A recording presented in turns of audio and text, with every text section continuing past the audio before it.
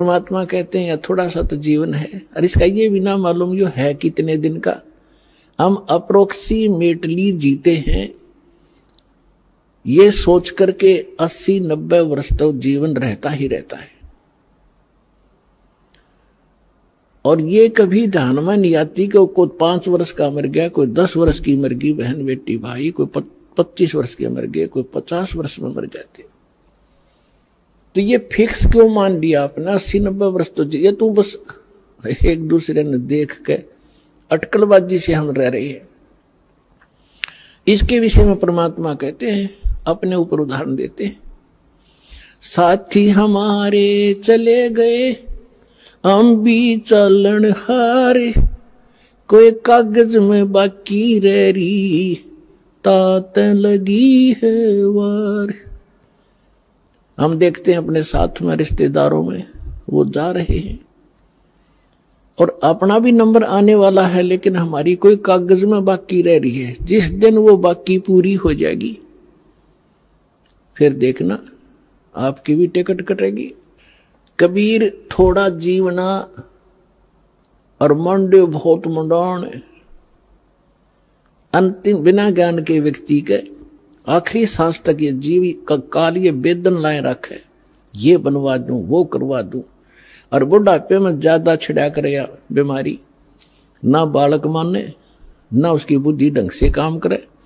बच्चों के बीच में बेमतलब वृद्ध आदमी टांगड़ाए रखा करे, नो कर लो नाश करोगे तुम, फलाना ऐसे कर दिया। अब उस समय में जब बच्चे सियाने हो जाते हैं वो अपनी सूझबूझ से बहुत अच्छा ही करते हैं, और होना उनका वही है जो उनकी किस्मत में लिखा है। तो उससे परमात्मा कहते हैं कि रहना थोड़े से दिन है, और ना जाने कहां तक कि तू एस्टिमेट लगाए बैठे है, ये कर दूंगा वो कर दूंगा, कोठी बना दूंगा, 2 प्लाट ले लेता हूं। परमात्मा कहते हैं ये बिना ज्ञान के डले ढोरे हो तुम, 1 मिनट का भरोसा नहीं, और मुकदमे कर रहा जमीन पे। कौरव पांडव लड़का मर गए इसी पृथ्वी पे, या यही रहेगी, और वो सत्यानाश करवाएंगे। इन्हीं एकड़ जमीनों पर, इन किलों पर जो आज आप कब्जा करे बैठे हो, अरबों खरबों प्राणी मर गए, इनको अपना मान के। काया तेरी है नहीं ये माया कहां से हो, चरण कमल में ध्यान रखो भाई इन दोनों को खो। ना काया तेरी तो माया कहां से होगी जिसको ठीक है चिपका बैठा। उसके लिए परमात्मा कहते हैं भगवान के चरणों का चिपका रहे, भक्ति करता रहे, और जब तक यहां रहे इसको समझ ले एक रेस्टोरेंट है, और जैसा भी रेस्टोरेंट तुझे तेरे भाग में मिला है उसमें सब्र कर, संतोष कर, अपना टाइम पास कर। जो उद्देश्य लेकर तू उस रेस्टोरेंट यानी धर्मशाला में कोई कमरा बुक करा कर रह रहा है, उसका उद्देश्य क्या था, वो उद्देश्य यहां बताया जाता है। ये तन सराय धर्मशाला है, ये तन सराय में जीव मुसाफिर करता रहे दिमाग रे, रात बसेरा कर ले डेरा चले सुबेरा त्याग रे। इस संसार रूपी शहर में और इस शरीर रूपी एक धर्मशाला आपको जो कमरा मिला हुआ है, ये किस लिए लिया आपने? आप यहां कोई व्यवसाय करने आए थे। राम नाम निज सार है, राम नाम निज मूल, राम नाम सौदा करो, राम नाम ना भूल। हम ये सौदा करने आए थे राम नाम का, और वो हम भूल गए इस सराय में और बकवाद करने लग गए। कोठी बना लूं, बंगला बना लूं, घुटी ला लूं, डीजे बजा लूं। ये कोरी बकवाद है। एक जो विद्यार्थी अपने विद्या ग्रहण ना करके शराब पीवे, सिनेमा देखे और सैर सपट्टे को घूमता रहे, तो वो उसके लिए हानिकारक है। इसी प्रकार मानव शरीर प्राप्त प्राणी एक विद्यार्थी है, और विद्यार्थी को अपना वही कार्य करना चाहिए जो उसका होता है। हम उसको भूल गए और काम बकवादों में लगे हुए हैं। तो जिस कारण से हमने अपने असंख्य जन्म नाश कर दिए।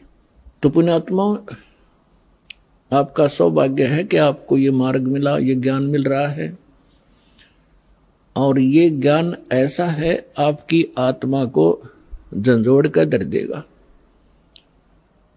क्योंकि इसमें दोनों गुण हैं। एक तो आपके पाप नाश होंगे इस अमृतवाणी से, जो दास के मुख से जो बोला जा रहा है, चाहे वो टीवी के पर, चाहे कोई सीडी कैसेट में, इसका प्रभाव आप पर विशेष होगा। और यही वाणी आपने सुनते कबीर पंथिया नर फलाना नकरा कितने को बरस हो गए, किसे का असर नहीं। सत्संग में बैठे तो ना डलाए जाएंगे, हंसे या जाते हुए क्रम करेंगे जो ना करने चाहिए, क्यों उनका असर उनका हो ही नहीं सकता, वो अधिकारी नहीं है। एक राजा की रानी ने गुरु दीक्षा ले रखी थी। राजा इसका विरोधी था कि ये गुरु ऐसे होते हैं, औरतों को बहकाए रखते हैं, इनसे पैसे ऐंठते रहते हैं। तो वो इस बात के पक्ष में नहीं था, लेकिन अपनी धर्मपत्नी के सामने वो घना विरोध भी नहीं कर पाता था। बार बार यही कहता था कि क्या रखा है गुरु बनाने में, भक्ति यहां कर लिया करो। तो वो कहने लगी, जी मैं तो घना उत्तर जानती नहीं, आप गुरु जी के पास चलो, एक बार उनसे पूछ लो। उसने कुछ दिन के बाद सोचा, चल इसके गुरु जी ने कह दूं, इसके सामने सुना दूंगा दो चार, फिर तो इसका मन हटेगा कुछ। चला गया गुरुजी से ने। गुरुजी के पास जाते ही, वो तो संत तो ये कहते हैं बच्चा भक्ति करो, परमात्मा का नाम लिया करो। तो उसने, राजा ने प्रश्न किया कि क्या गुरु बनाना घना जरूरी है? महाराज जी भक्ति तो घर भी हो सकती है। तो राजा ने सोचा, अब भाई अब मैं कुछ कह दूंगा तो कति ज्यादा ही गुस्से मारा है, और फिर राजा है, ऐसे कहना ठीक सा नहीं लगेगा। उसने कहा, जी देखो अब मेरे पास समय नहीं है, मेरा अपनी क्रियाक्रम का समय हो गया है, मैं कभी आपके घर पर आऊंगा और तब आपको बताऊंगा। विस्तार से पूरी डिटेल बतानी पड़ेगी, बहुत लंबा चौड़ा विषय है। राजा ने सोचा, और बढ़िया, वहां इसका खूब दिमाग चाटूंगा। कुछ दिन के बाद राजा को संदेशा पहुंचाया कि जी आज गुरु जी आ रहे हैं। राजा ने सब व्यवस्था कर दी, आप बैठ गए सिंहासन पर, और संत के लिए नीचे एक अलग से कुर्सी ने दी, और काफी वजीर वजार उसके वहां खड़े थे। अब संत जी जाकर खड़े हो गए, वहां सैनिक भी खड़े थे, बॉडीगार्ड। संत जी ने कहा कि ए सिपाहियों, इस व्यक्ति को अरेस्ट करो। राजा की तरफ संकेत किया। अब वो सिपाही उस संत के कहने से राजा की को कैसे अरेस्ट कर ले? 2 बार कहा, तीसरी बार कहा, अरे सुना नहीं तुमने? अब राजा पहले तो हंस रहा था कि क्या मजाक कर रहा है, फिर उन्होंने सोची तो भाई कति दर्द हो गया, कति राज्य पाठ खींच मेरा छीन ले। राजा ने कहा, सैनिकों अरेस्ट करो इसको। इतना कहना ही था, उस बाबा जी की दोनों तरफ तो बांह पकड़ दी सिपाही ने, चरचरा नाक है, और ये इंतजार कर रहे थे अब क्या आदेश है नेक्स्ट। तब संत ने कहा, कहा कि हे राजन, गराय आदमी की नो बेइज्जती करवाया करें। तो उस राजा ने कहा कि आप क्या कह रहे थे? कि मैं आपके प्रश्न का उत्तर देने आया था जो आपने उस दिन किया था, ये उत्तर दे रहा हूं मैं आपका। ये क्या खाक उत्तर दिया? राजा ने कहा कि मुझे छुड़वा तो दे, फिर मैं कुछ बात बताऊं। तो उसने कहा छोड़ दो, उन्हें छोड़ दिया, खड़े हो गए दूर। तो राजा संत ने कहा कि देखो जी, आप राजा हो, ये आपके सेना है। अब ये शब्द मैंने कहा था जो आपने बोला, मैंने कहा था इसको अरेस्ट करो, ये टस से मस नहीं हुए, और यही आपने बोला था, इसने मेरे को उठा लिया ऊपर ने। तो ये आपके वचन से काम करेंगे, आपके वचन की शक्ति से चलते हैं। इसी प्रकार अध्यात्म मार्ग का मैं महाराज हूं, और जो वचन मैं कहूंगा वो क्रियावान होंगे। आप जैसे थे 100 वर्ष कहे जाइए, इन मंत्रों को कभी लाभ नहीं देंगे। समझदार को संकेत पर्याप्त है। तो परमात्मा कहते हैं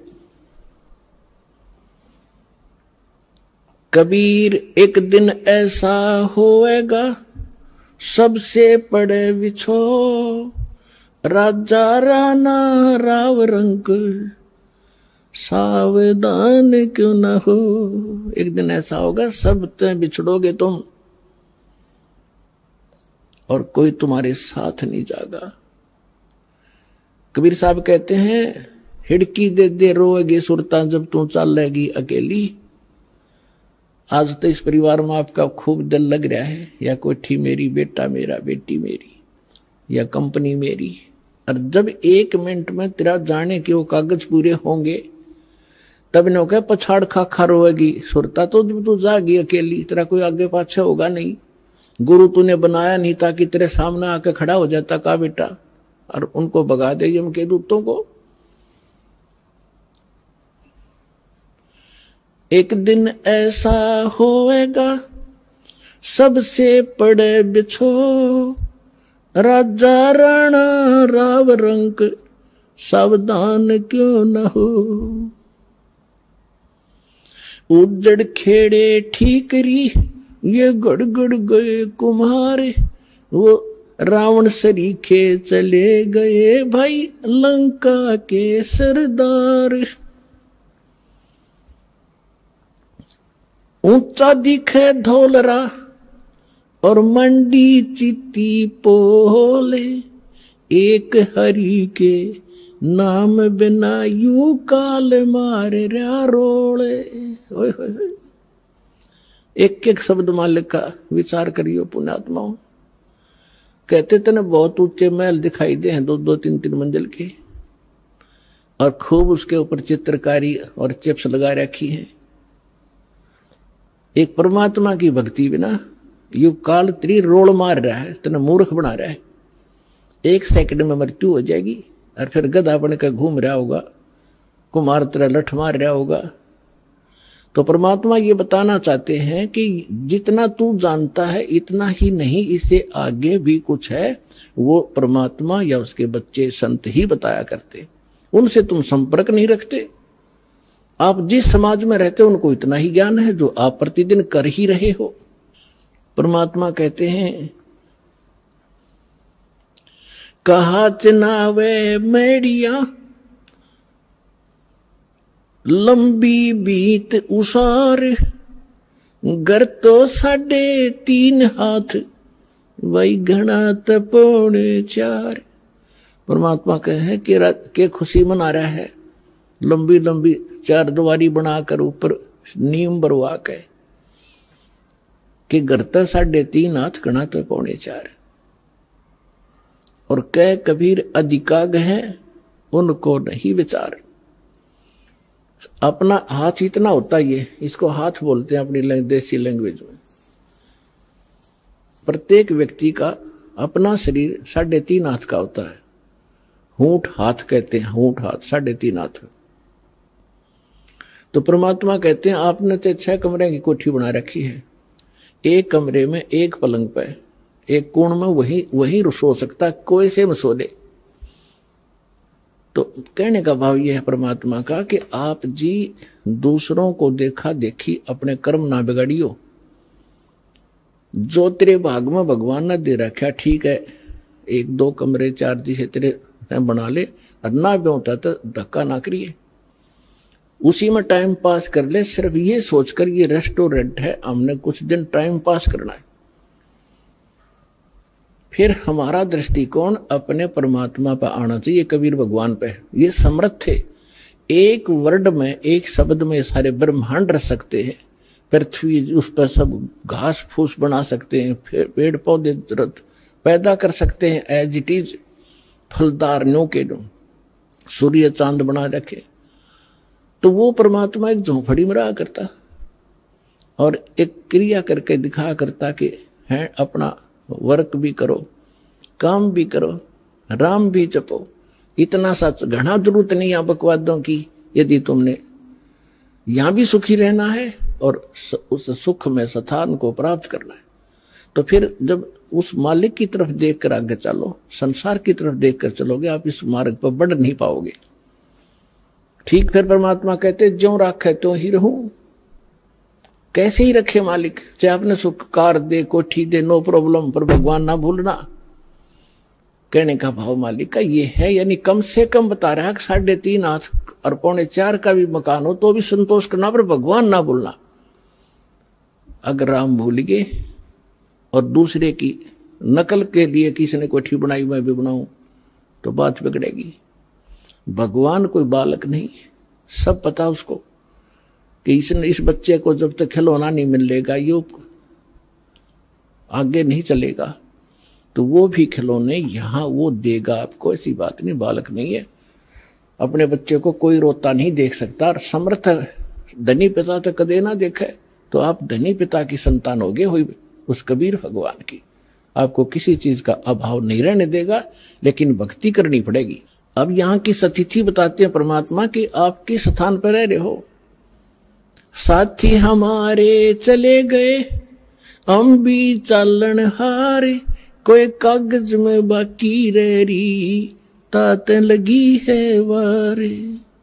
पतझड़ आवत देख कर बन रोवे मन माही, वो ऊंची टहनी पात थे आज पीले हो जाही।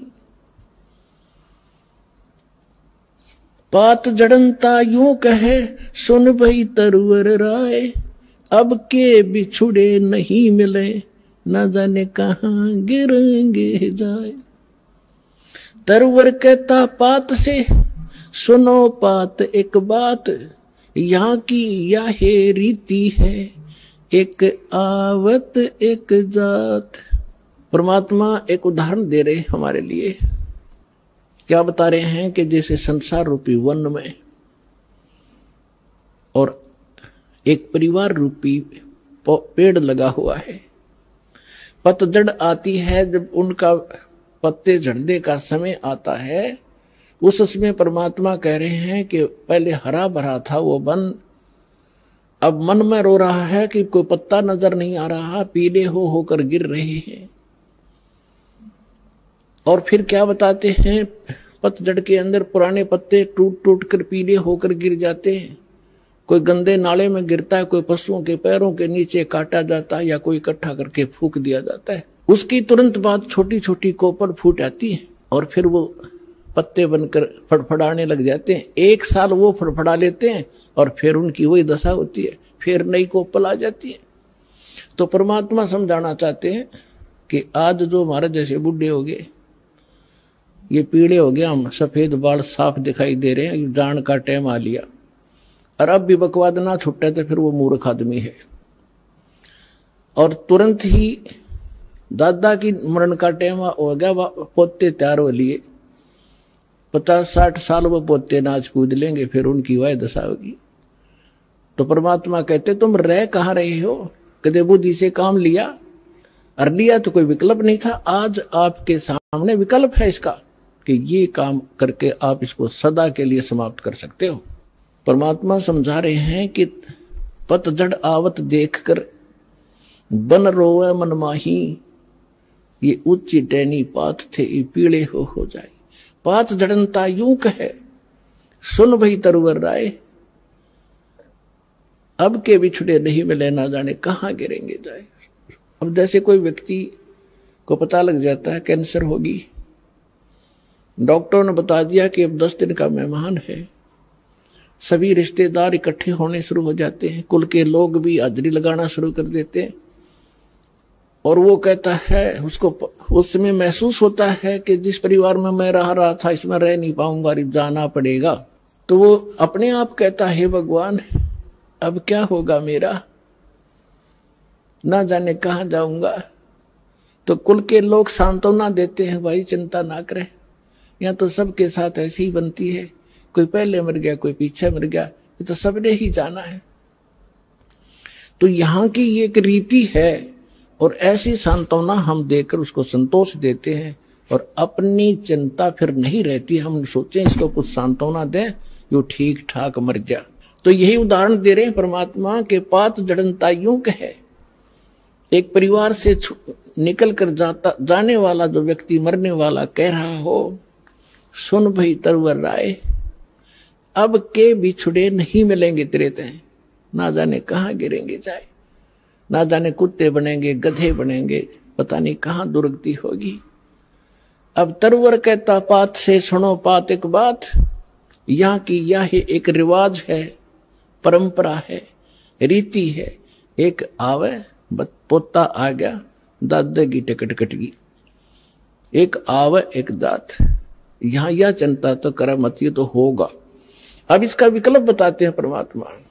अगम निगम को खोज ले, बुद्धि विवेक विचार, उदय अस्त का राज मिले, तो बिन नाम बेगारे।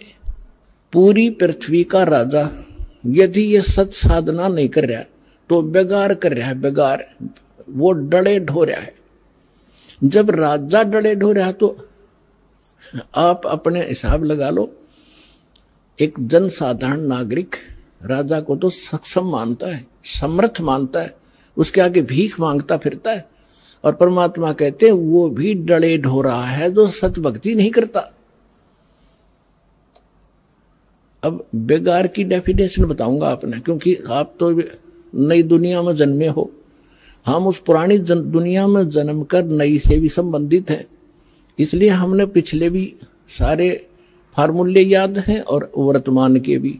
इसलिए दास आपको परमात्मा ने जो वाणी बोली वो पहले बोली थी, उसमें हमारे पुराने शब्द घने हैं जो आज के बच्चे उनको समझ नहीं सकते बेगार के चीजों से। तो इसलिए परमात्मा ने दास को ऐसे समय में यहां पटका ताकि मैं परमात्मा की वाणी को दास ठीक से समझ के उसके बच्चों को निर्णायक तरीके से समझा सकूं। बेगार हम छोटे छोटे थे जब हमारे गांव में रोड बना ही बना था। 3 व्हीलर चला करते, बड़े पेट्रोल से चलते थे, लंबे लंबे 3 पहिया वाले सवारी के। उनमें से एक दिन आया नहीं। दूसरे साथी पूछ रहे थे कल कहाँ गया था, आया क्यों नहीं, क्या हो गया, कुशल तो है? उसने बताया कल मैं बेगार में फंस गया। फिर वो बेगार बता रहा था कैसे कि रात के 12 बजे पुलिस वाले आ गए और मुझे उठा ले गए 2 बजे सी सुबह कल, और ले गए मुझे थाने में। पेट्रोल अपने पल्ले से डलवाया मैंने, और वो बैठ के उसमें उन्होंने कई जगह रेड लगानी थी, पर इन थाने वालों के पास व्हीकल नहीं होते थे। वो यूं ही किसी को पकड़ ले जाते थे और सारा दिन उसकी रेल बनाए रहते। तो वो कह रहा था कि सारा दिन लगभग 200 किलोमीटर तो मैं वैसे मेरा यू 3 व्हीलर घूमया, 200 रुपये का पेट्रोल अपने घर से डाला, आप रोटी अपने पल्ले खाई, उनको और खिलाई जो पुलिस वाले साथ में थे, चाय पानी पीवे थे कितने। और अब उसको और तो ये सोच रहे थे कि भाई गणिया कमाई कर रहा होगा, यो तो आज तक भाग्या फिर है, दौड़ा फिर है इसका 3 व्हीलर। और वो करका था अपना घर तक खर्चा सारा, और नो दिखा था बड़ा जोर का व्हीकल पहिया चल रहा इसका। तो इसको बेगार कहते हैं कि आज मैं बेगार में फंस गया था। तो यहां जो भी राजा बना है, कोई डॉक्टर बना है, इंजीनियर बना है, कोई IAS IPS अधिकारी बने हैं, या कोई जज बने हैं, या कोई एडवोकेट बने हैं, या कोई सेठ बना है, या कोई मंत्री, मुख्यमंत्री, प्रधानमंत्री, राष्ट्रपति बने हैं, ये पिछले जन्म के पुण्यकर्मी प्राणी होते हैं। और इनकी पहले की बैटरी चार्ज होती है, पिछला पुण्य संग्रह धन इनके साथ होता है, वही लोग ऊपर को उभरते हैं। नहीं, एक परिवार में एक तो रिक्शा चला रहा है और एक व्यक्ति अच्छी दुकान कर रहा है, उसके रोज के 200-500 रुपये ग्रहण कर रहा है, 1000 रुपये। तो ये ऐसा डिफरेंस पिछले ही संस्कारों से होता है। आज कोई मुख्यमंत्री है, अब आम व्यक्ति ने तो ऐसा दिखा ही तो भाई खुदा बन गया, आगे पीछे लाल बत्ती चल रहे और सलूट मारे बड़े बड़े अधिकारी, और हमारे जैसे भिखारी उसका आगे हाथ जोड़े खड़े रहे। तो उसको भी परमात्मा ने कहा ये तो छोटे से टुकड़े का राजा यदि पूरी पृथ्वी का शासक हो, और जिसके पास भक्ति नहीं है वो बेगार कर रहा है, वो डले ढो रहा है, वो अपने पुण्य पिछले पुण्यों से उस 3 व्हीलर वाले की तरह घूमता तो घना स्पीड तो दिखे, ठाठ बाट दिखे, लेकिन वो अपने घर ते पूंजी नष्ट कर रहा है। अपने पिछले पुनों को खोकर नाश करके अगले जन्म में कुत्ते की योनि में, गधे की योनि में जागा। इसलिए परमात्मा कहते हैं अगम निगम को खोज ले, बुद्धि विवेक विचार, उदय अस्त का राज मिले, तो बिन नाम बेगारे। पृथ्वीपति चकवे गए, जिनके चक्र चलंत, रावण सरीखे कौन गिने, अस गए अनंत।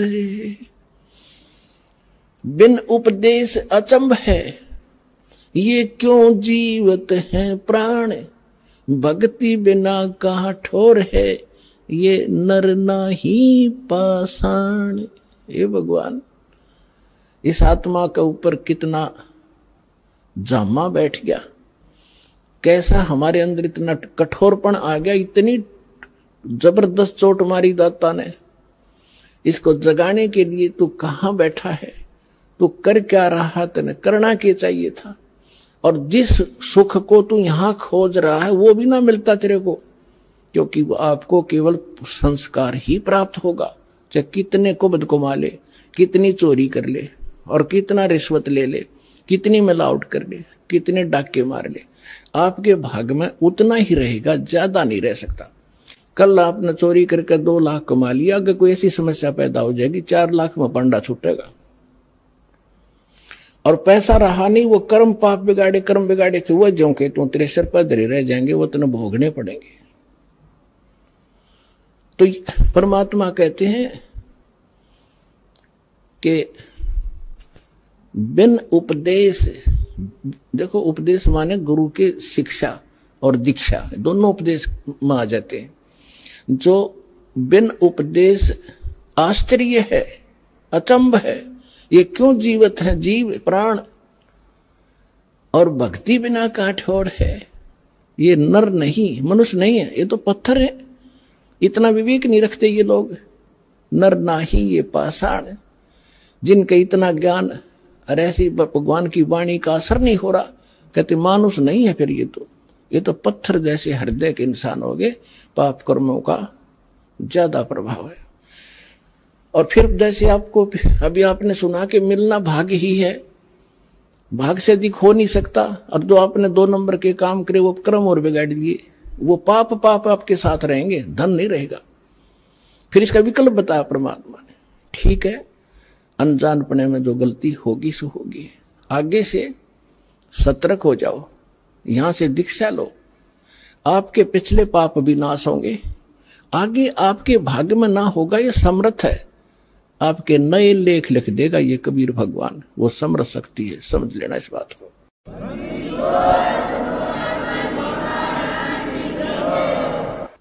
बिन उपदेश अचंभ है, क्यों जीवत है प्राण, भक्ति बिना काठोर है, ये नर नाही पाषाण। आगे गए ना बावड़े, रहते भी सब जा, बिन साहेब की बंदगी, कहीं ठोर ठिकाना ना। होय होय पुण्यात्माओं, कलेजा फटफट आओगा आपका एक दिन, जब आपका पाप कर्मों का बुखार उतर जाएगा, आत्मा निर्मल हो जाएगी, आंखों से आंसू नहीं सूख, क्या करेंगे जब ये वाणी सुना करोगे। अब क्या बताते हैं परमात्मा कि जो हमारे दादे परदादे पहले चले गए, उन्होंने तो आके बताया नहीं उनकी के दुर्दशा हुई, और शेष भी जा रहे हैं।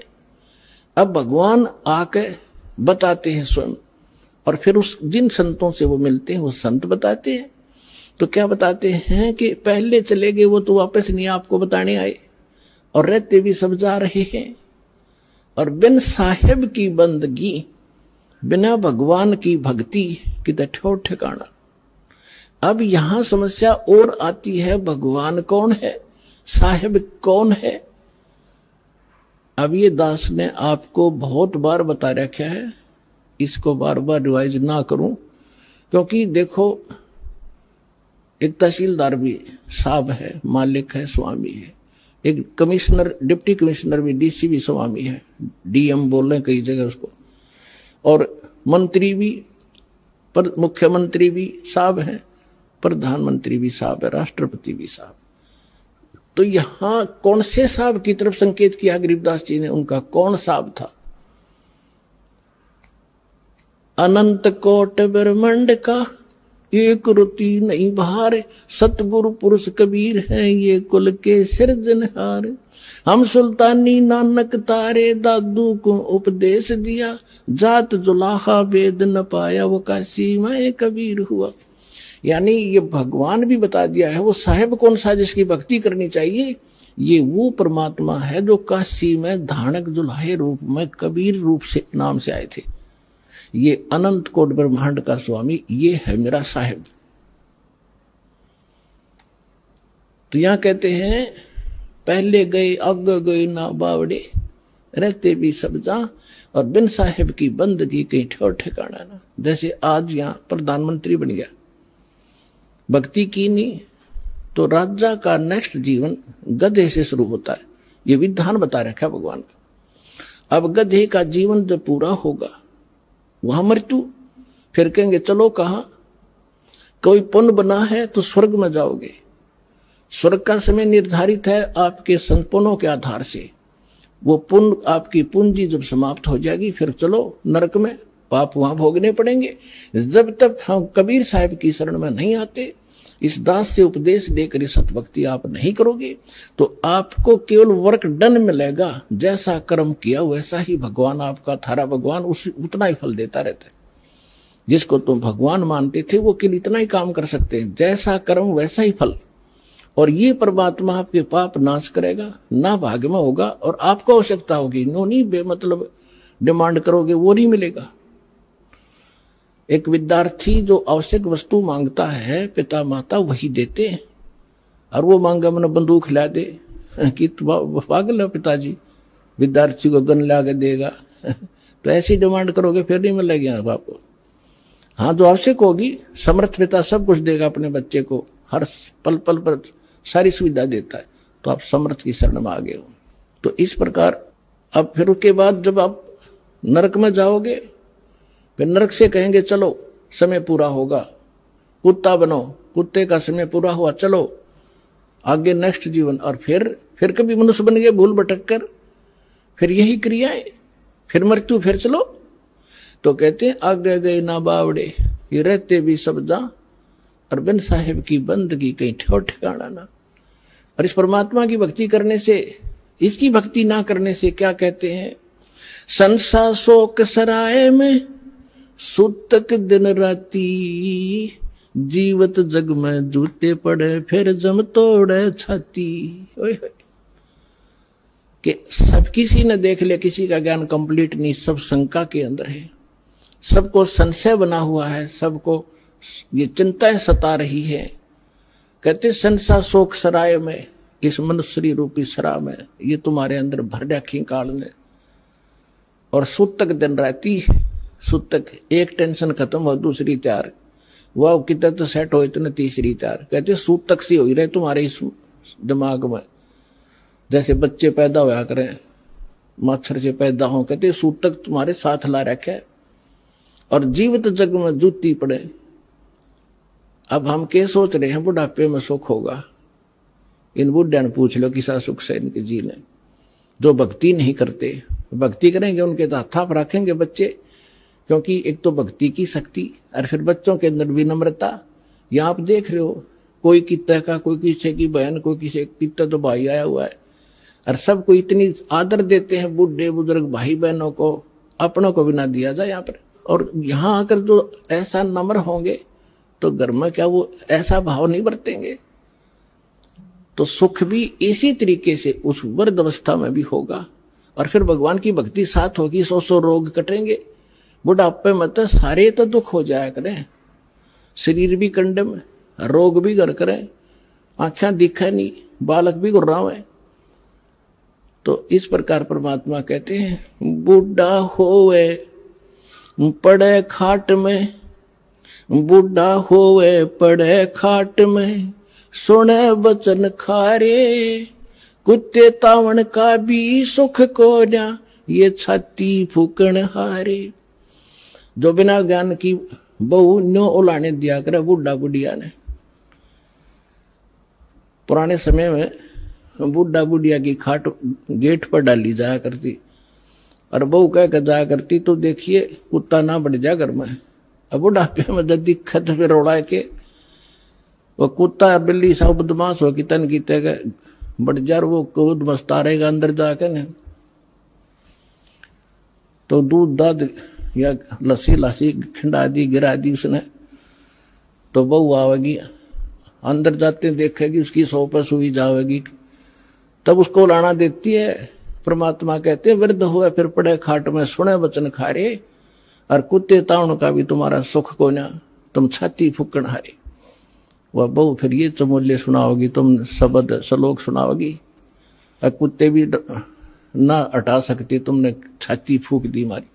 तो परमात्मा कहते हैं फिर आपके बच्चे भी पुत्र वधू भी भगवान से डरने वाले होंगे, कटु वचन नहीं बोल सकते।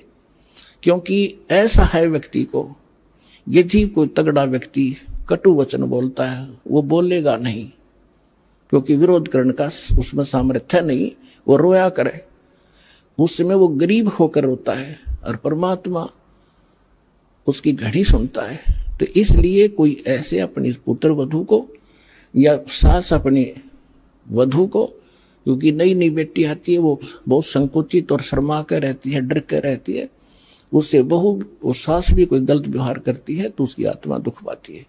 तो हमने आपस में ये कर्म बढ़ाने नहीं घटाने हैं। तो इस ज्ञान से ये भी आपके अंदर एक पैमाना बना रहेगा कि नहीं, दुख नहीं देना चाहिए, स्वयं दुख हो लेना चाहिए, दूसरे को दुखी हम नहीं कर सकते। हिरणा कुछ में मैं करे कोटि 49 राज। अब क्या बताते हैं कि संसा शोक सराय में सूतक दिन राती, और जीवित जग में जूते पड़े फिर जम तोड़े छाती। अब यहां तो सारे उम्र दुख में काटेगा, बुढ़ापे में बूढ़ा स्वयं दुखी, फिर ऐसे व्यवहार से भी तंग, और अगले जन्म में कहते हैं फिर बिना भक्ति किए हुए प्राणी को यम के दूत घसीट के ले जाते हैं, उसकी टट्टी और पेशाब निकल जाता है, उसको आकर इसी भयंकर शकल दिखाई देती है। अंत समय में उसकी गर्दन दबा दी जाती है, सूक्ष्म रूप से जबान बंद कर दी जाती है, वो बोल भी नहीं सकता। और जो भक्ति करते हैं परमात्मा की, ऐसे जाएंगे जैसे स्वप्न, जैसे आप ऐसा स्वप्न होगा जैसे सत्संग में चलते हैं, वहां भगत दिखाई देंगे, अरे कहाँ जा रहे हो, क्या हो, बरवाला चलते हैं, चलो भाई चलो चलो, ऐसे छोड़ कर भाग लेगा शरीर को, जैसे रजाई छोड़ कर भाग लिया करें गुरु जी को देखने के लिए।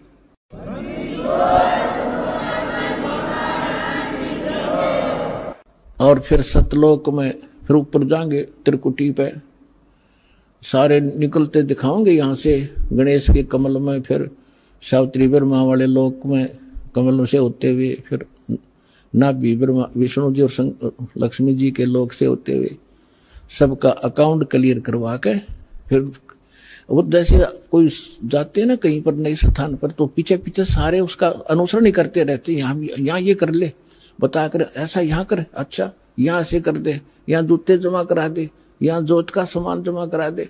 तो इस तरह वहां ऐसे कराते हुए त्रिकुटी में पहुंच जाओगे, वहां परमात्मा मिलेगा अपने इस दास के रूप में, और वहां फिर धर्मराज के दरबार में आपको क्लियर कराया जाएगा सतनाम के प्रथम मंत्र का, वहां अकाउंट क्लियर होगा। और फिर परमात्मा पारब्रह्म के उस घर में द्वार में जा करके पार करके वहां का अकाउंट करवा के फिर सतलोक ले जाएंगे। आप सतलोक बैठे पाओगे, और घर वाले यहाँ सोच रहे हैं मर गया, मरा नहीं, वो तो सतलोक पहुंच गया।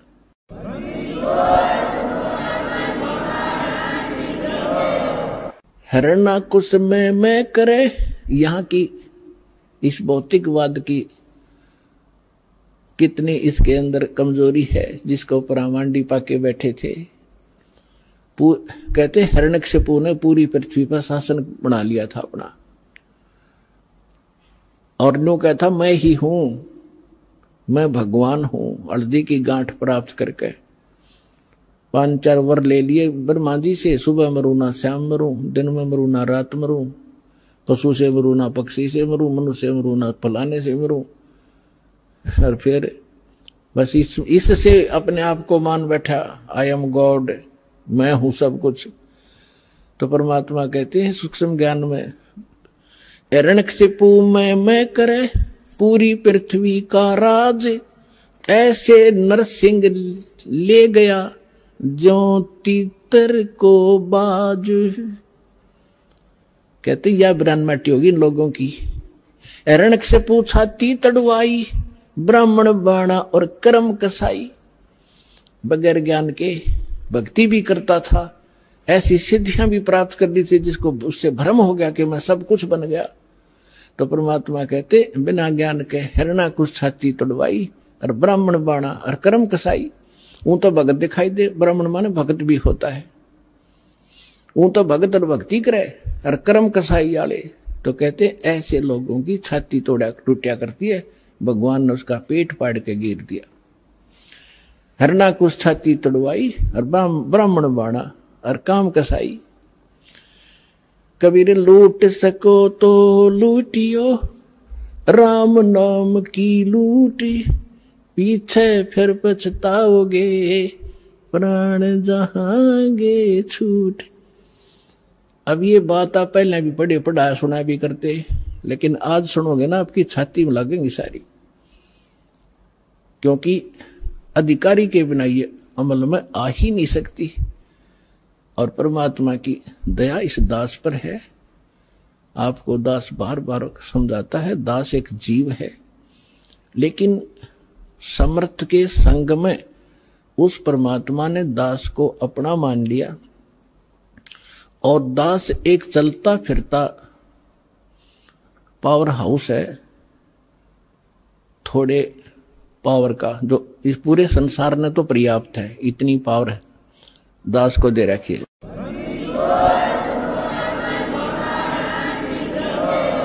पूरे विश्व को इंक्लूडिंग ब्रह्मा विष्णु महेश तक को इस दास के पास तो मालिक ने, क्योंकि ये ऊपर से आ रही है पावर।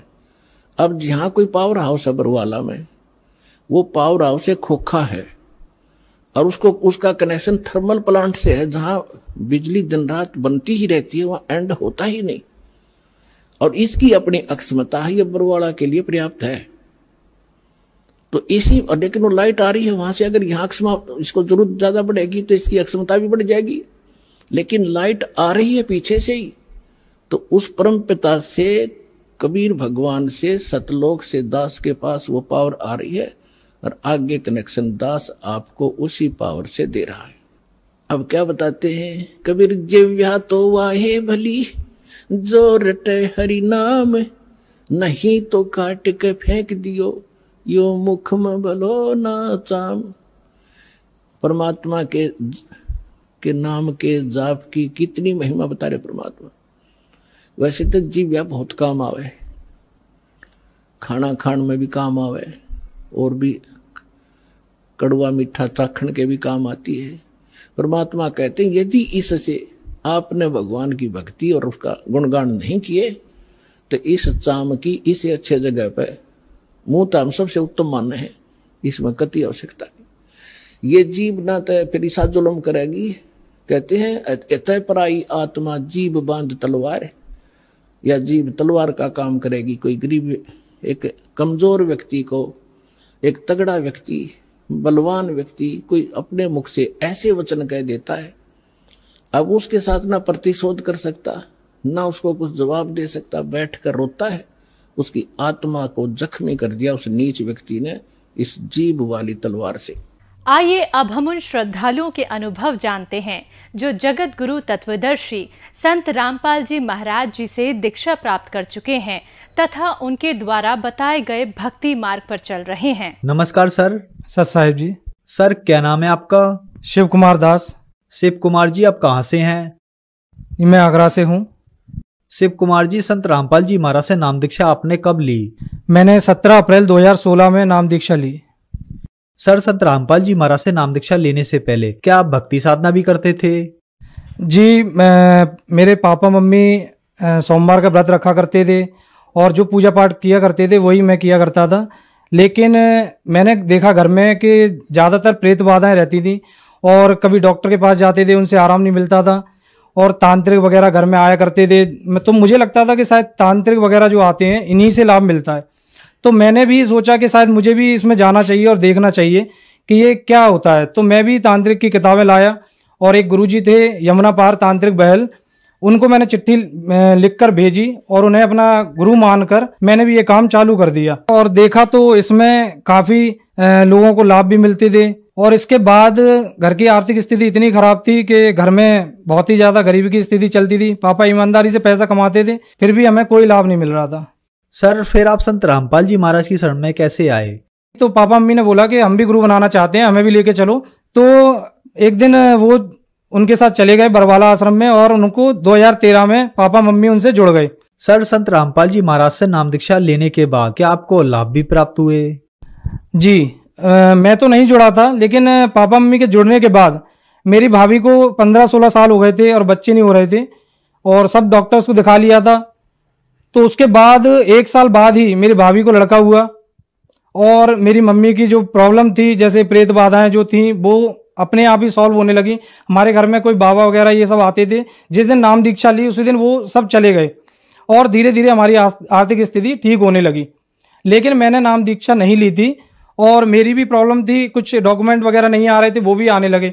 इसके बाद कुछ साल बाद मेरे साथ एक प्रॉब्लम हो गई। संत रामपाल जी महाराज ने मुझे दर्शन दिए और बोले कि बेटा आश्रम में आना, हम तुम्हें समझाएंगे। तो मैंने कहा ठीक है। मैं आश्रम भी गया, लेकिन आश्रम जाने के बाद भी मेरे मन में कुछ नियम ऐसे थे जो मेरे मन में ऐसे आते थे, इन नियम को कौन मानेगा और कैसे कर पाएंगे। तो मैंने नाम दीक्षा नहीं ली और मैं आश्रम होके लौट आया। लौटने के बाद मेरे साथ एक कॉलेज में, मैं प्रिंसिपल हूँ IIMT में, तो मेरे साथ एक घटना घट गई। किसी ने मेरे ऊपर झूठे आरोप लगा दिए। उन आरोपों के चलते मेरे साथ इतनी मानसिक परेशानी हो गई कि मुझे सुसाइड तक की नौबत आ गई। और जिनसे मुझे उम्मीद थी कि मेरी सपोर्ट करेंगे या मेरा साथ देंगे, उन्होंने नहीं दिया। जितने भी बड़े लोग थे, पैसे में भी सक्षम थे और जिनसे उम्मीद नहीं थी, उन्होंने मेरा साथ दिया। लेकिन जब मैंने देखा चारों तरफ ही और प्रॉब्लम इतनी बढ़ गई है, सुसाइड करने की नौबत आ गई है, तो मैंने देखा कि संत रामपाल जी महाराज की जो पूजा करते थे पापा मम्मी, वहाँ पर अलमारी में मैंने दीपक लगाया और दीपक लगाने के बाद मैंने अरदास की कि हे संत रामपाल जी महाराज, अगर मेरी प्रॉब्लम ये सॉल्व हो गई तो मैं आपसे नाम दीक्षा ले लूँगा और जीवन भर आपकी भक्ति करूँगा। ये कह के मैं चला गया और जाने के बाद SP ऑफिस के अंदर जाने के बाद सारा जो प्रॉब्लम थी या जो भी केस था मेरे फेवर में आया और मुझे वहाँ से छुटकारा मिल गया। उसके बाद मैं नाम दीक्षा लेने के लिए नामदान सेंटर आगरा गया और वहाँ से मैंने नाम दीक्षा ली। लाभ मुझे ये हुए कि मैं सभी अपने पापा मम्मी से बहुत प्यार करते हैं, मैं भी करता हूँ। पापा मम्मी ग्वालियर जा रहे थे मेरे बच्चों के साथ में, तो पापा ने सोचा कि पानी भर के ले आऊँ, गाड़ी रुकी हुई है। तो गाड़ी रुकी थी, पापा बोतल लेके गए पानी भरने के लिए और जैसे ही बोतल भरी और देखा कि ट्रेन चलने लगी, तो पापा दौड़ कर आए और उसका हैंडल पकड़ लिया ट्रेन का, और एक हाथ से ट्रेन का हैंडल पकड़े हुए थे और लटके हुए थे और लटके लटके गाड़ी चल रही है और गाड़ी चलते में नीचे पैर उनके घसीटते जा रहे थे। उन्हें लगा कि अब पैर नहीं बचेंगे, पर उन्होंने गुरुजी का नाम लिया, संत रामपाल जी महाराज का, और मन में ध्यान लगाया तो वो कैसे करके सीढ़ियों पे चढ़ गए ट्रेन की, पता नहीं चला। और ये सबसे बड़ा लाभ मिला मुझे आज। और मुझे सपना दिया रात को ही संत रामपाल जी महाराज ने कि तुम्हारे पिताजी की आयु हमने 100 वर्ष की बढ़ा दी है। उसके बाद दूसरा लाभ ये हुआ कि मेरी जो छोटी लड़की है उसके पेट में दर्द था और पेट में दर्द रहने के कारण मैं डॉक्टर के पास ले गया, कोई आराम नहीं मिला और इतनी कंडीशन खराब हो गई कि वो बिल्कुल रोने लगी, चीखने लगी। तब मुझे लगा कि शायद ये भी संत रामपाल जी महाराज ही ठीक कर सकते हैं। मैं उसे भी दीक्षा दिला के लाया और उस दिन के बाद आज का दिन है वो बिल्कुल ठीक है। और मेरे भी लड़का नहीं था, संत रामपाल जी महाराज ही मेरे ऊपर कृपा करेंगे। तो कई लोगों ने बोला भी था कि भाई दवाई दे दो, लड़का हो जाएगा, ये कर लो। मैंने कहा मैं संत रामपाल जी महाराज की शरण में हूँ, अगर मुझे दवाई लेने की जरूरत पड़ेगी तो फिर फायदा क्या है। तो मैंने घर में ही उसका नाम मानिक करके रख दिया कि मैंने मानिक ही होगा। और 9 महीने के बाद जब लड़का हुआ तो सभी लोग मानने लगे कि हाँ गुरुजी हैं, और विश्वास से उन्होंने भी लड़का दे दिया। तो ये मुझे दूसरा लाभ मिला। इसके बाद मेरा भी प्रमोशन हुआ और आर्थिक स्थिति ठीक हो गई। हम लोगों ने अपना मतलब मकान नहीं था, कहते हैं कि गुरुजी से, संत रामपाल जी महाराज से नाम दीक्षा लेते हैं तो 4 महीने बाद बड़ा लाभ मिलता है। तो मैंने जिस दिन दीक्षा ली और मैंने मकान के लिए पैसे थे नहीं मेरे पास, तो लोन के लिए 15 लाख का लोन लिया। अब लोन पास करने के लिए पैन कार्ड चाहिए, पैन कार्ड मेरे पास था नहीं और निकल भी नहीं रहा था। तो ये प्रॉब्लम दिखी, तो फिर अरदास लगाई, ये परमात्मा संत रामपाल जी महाराज आप भी कुछ कर सकते हैं। तो 3 साल पहले कभी अप्लाई किया होगा, वो अचानक से सामने आ गया मोबाइल में, उसी से हमने रसीद निकलवाई और हमारा इस तरह से लोन निकला और 4 महीने बाद हम लोग अपने घर में पहुंच गए। ये सबसे बड़ा लाभ हुआ। हमारी आर्थिक स्थिति बहुत सही नहीं थी, क्योंकि आमदनी तो थी पर पैसा दिखता नहीं था। लेकिन जैसे ही हमने दीक्षा ली तो उसके बाद पता चला, संत रामपाल जी महाराज से मैंने जब दीक्षा ली उसके बाद हमारा 15 लाख का लोन मात्र 2.5 साल में पूरा हमने चुका दिया, और कैसे क्या कहाँ से किया ये पता नहीं चला। उसके बाद आज हमारे घर में सब कुछ है। आज परमात्मा की दया से, संत रामपाल जी महाराज की दया से अपनी कोठी में रह रहे हैं और मानसिक रूप से सभी सुखी हैं। और जब से मैंने दीक्षा ली है तब से मुझे ये भी लाभ है कि शारीरिक और मानसिक पूरा सुख है, कोई दवाई खाने की जरूरत नहीं पड़ती है। बस ये है कि भक्ति मर्यादा में रह के हमें भक्ति करनी होती है। एक बार क्या हुआ कि मेरी बहन को शुरू से ही प्रेत बाधा रही है, क्योंकि मेरी एक सिस्टर थी वो भी खत्म हो चुकी थी, वो भी हमारे घर में ही घूमती थी। तो सफ़ेद साड़ी में कोई चुड़ैल उनको बार बार परेशान करती थी। वो हमारे घर आई और हमारे घर आने के बाद वो 6 महीने रही वहाँ पर। तो 6 महीने रहने में क्या था, आरती में बैठती थी, बस इतना ही करती थी, आरती में बैठ जाती थी वो। तो बैठने पर एक दिन क्या हुआ, वो रात को सो रही थी, रात को 2 बजे अचानक उनकी नींद खुली और वो उठी।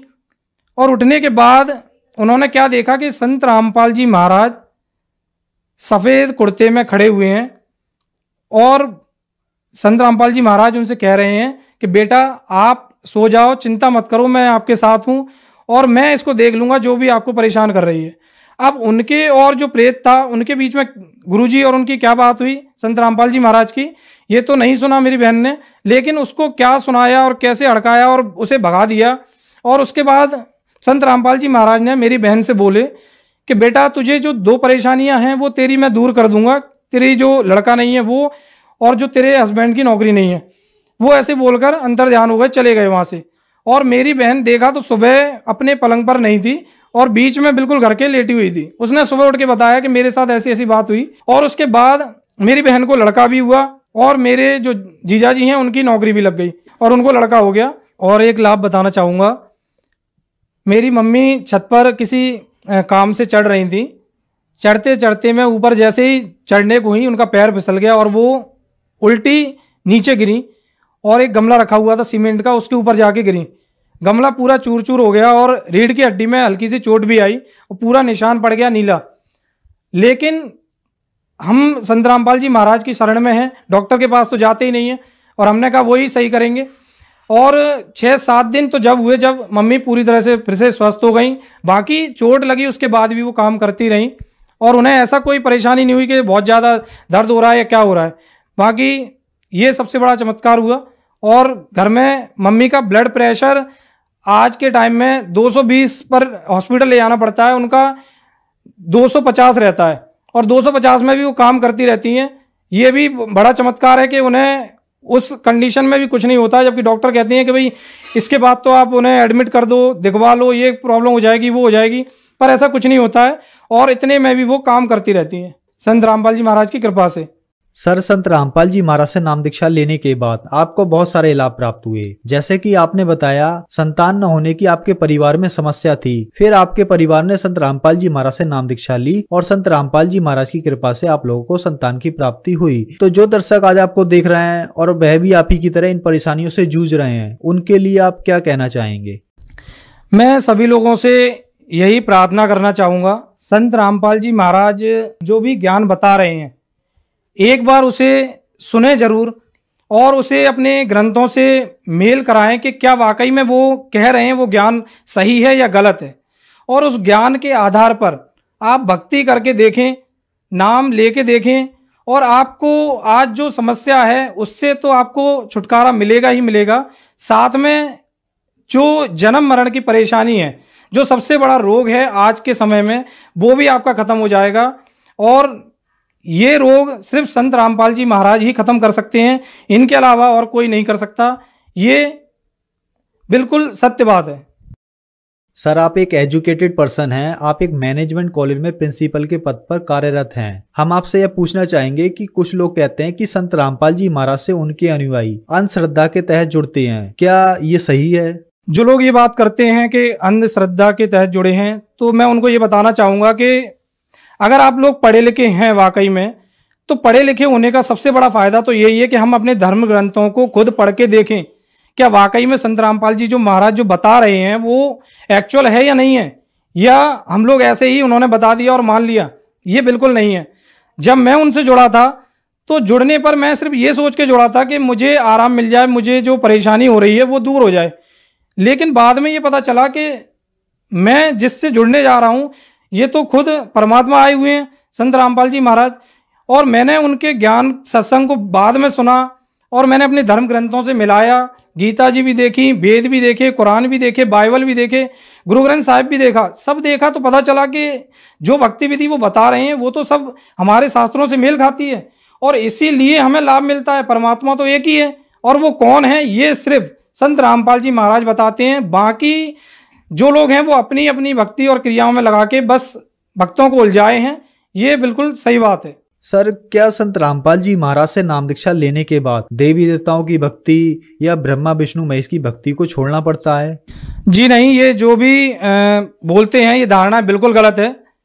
ब्रह्मा विष्णु महेश, ब्रह्मा जी की तो कोई पूजा वैसे करता भी नहीं है, लेकिन ब्रह्मा जी की पूजा भी कैसे कर, साधना कैसे करनी है, उनके मंत्र क्या हैं, ये भी संत रामपाल जी महाराज ही बता रहे हैं पूरी दुनिया में, और शायद कोई बता भी नहीं रहा है। और भक्ति विधि क्या है और इन देवी देवताओं की साधना कैसे करनी है, इनकी मजदूरी कैसे करनी है जिससे ये हमें लाभ दे सकते हैं, ये भी संत रामपाल जी महाराज बता रहे हैं। बाकी किसी के पास ये मंत्र है ही नहीं जो बता सकें कि इनसे हमें लाभ कैसे मिलेगा, तो ये पूजा छुड़ा नहीं रहे हैं, ये पूजा बता रहे हैं और इनसे लाभ कैसे मिल सकता है ये भी पूर्ण जानकारी संत रामपाल जी महाराज ही दे रहे हैं। सर, संत रामपाल जी महाराज से कैसे जुड़ सकते हैं? संत रामपाल जी महाराज से जुड़ने के लिए चैनल पर जो नीचे पट्टी चलती है उस पर उनके फ़ोन नंबर आते हैं, उस पर आप कांटेक्ट कर सकते हैं।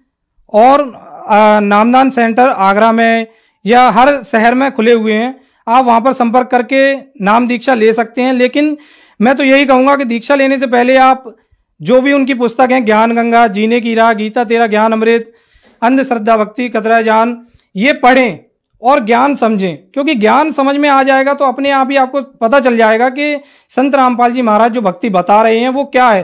क्योंकि जब तक आपको ज्ञान नहीं समझ में आएगा तो आपको पता ही नहीं चलेगा कि हम क्या कर रहे हैं क्या नहीं कर रहे हैं। क्योंकि भक्ति में मर्यादा बहुत जरूरी है। जो भक्ति मर्यादा में रहकर आज भक्ति कर रहे हैं उनको सब लाभ मिल रहे हैं और यहाँ भी लाभ मिल रहे हैं और मोक्ष भी मिलेगा उन्हें। धन्यवाद सर। सत साहेब।